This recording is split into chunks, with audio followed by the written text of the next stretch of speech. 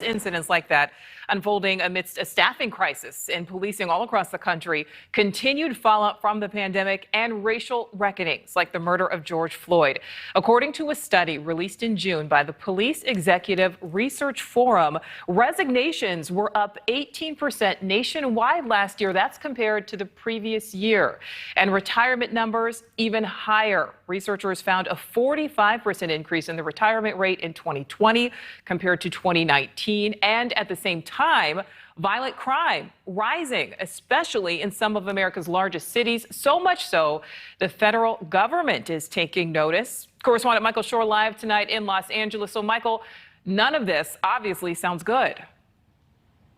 No, none of it is good. And like you said, the federal government is getting involved, as they're wont to do in situations like this. The White House always will respond, no matter who the president is, to a crime wave. They know that because in 2022, voters vote on crime, and Democrats being in power in the White House and in Congress know that it's up to them to at least try and get some action done. The mayors came to the White House a couple of weeks ago. That was a starting point, but the White House knows that there are problems with crime around the country, problems as well, as you mentioned, Nicole, with depleted police forces. I've been from Albuquerque to Seattle to South Carolina speaking to police officers just in this calendar year, and all of them are saying that there are all sorts of crises in each department, a lot of it stemming from last year, but the violence just doesn't stop.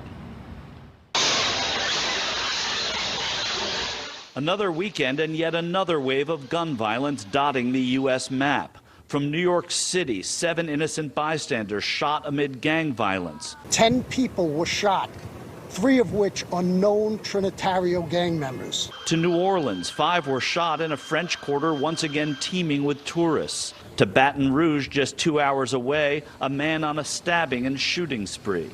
There were 2 subjects in one vehicle that were both hit. He fired at another vehicle. That subject was also hit. Chicago, 51 shot and killed. St. Petersburg, a mother shot and killed in front of her kids. It's a little scary. It's just sad, more sad than anything. An epidemic horrifying Americans across the country, with police forces depleted by retirements and struggling to hire. We're looking at potentially having to eliminate a large number of vacant positions that we just don't have funding for anymore.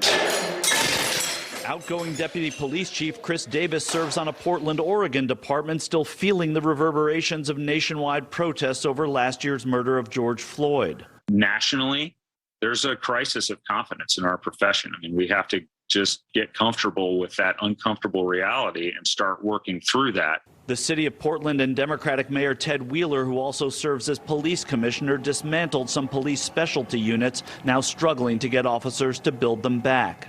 It may give one pause when they saw who would be their predecessors essentially eliminated after dedicating their professional life towards a certain effort.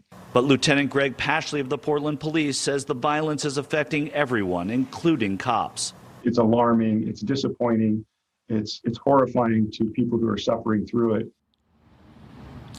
And Portland is just one city, Nicole, where this is happening. You're seeing it in cities around the country. A lot of different reasons coming into play. Many of them saying that they just don't like the stress anymore. Many of these officers that they don't like the stress anymore of dealing with a community that resents them, as well as the fact that they've had a lot of restrictions placed on the way that they police. Nicole?